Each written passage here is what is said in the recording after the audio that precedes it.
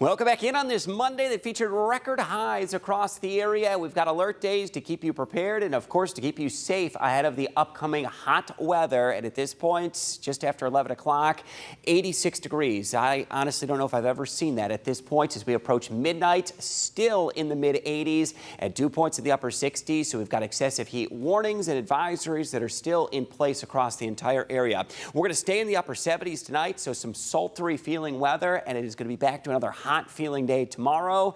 And that hot weather that's been on the move across the nation's midsection has now arrived in our area. And this is what's going to happen. That area of high pressure is going to set up shop. Hazy, hot and humid air, and a pause or stagnation in the jet stream is going to allow that to persist much of the week. Mid-90s expected for tomorrow. We've got the alert out there for the record heat or close to it. Upper 90s as we get into Wednesday, Thursday, and Friday. And any one of these days really could fire the isolated chance of a storm or two. Similar to what we saw today, they're very hit or miss isolated storms, but where they do persist, they can bring some downpours and some gusty winds. Now back toward dry conditions on Doppler radar. Did get numerous reports, some large hail down there toward Wyandotte County. Numerous reports of wind damage from Fulton County into parts of Lucas County, and this in particular up toward Bedford Township. Reports of multiple trees and wires down. In fact, we have live pictures from our crews on the scene, and this is that breaking news update in Bedford Township where those power poles, power lines have been knocked down.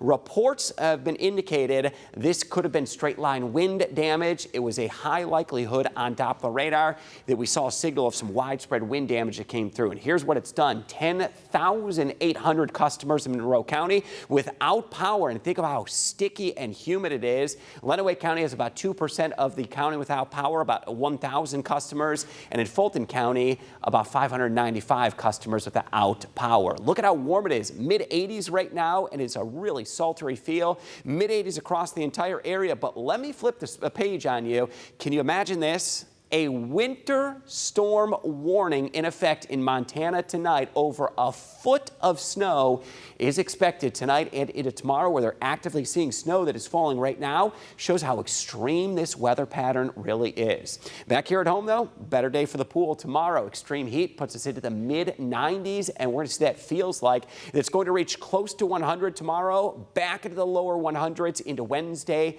and we're going to stay there locked in with the heat and humidity into Thursday. Some extreme heat that will continue. So as far as the impact level, this is basically top of the charts here. 5 out of 5. We typically don't see heat waves this extreme and this intense this early in the season, and it will last now through Saturday. The big impacts are going to be that feels like over 100 degrees. At this point, indoor plans and extra hydration, really all you can do to battle that heat.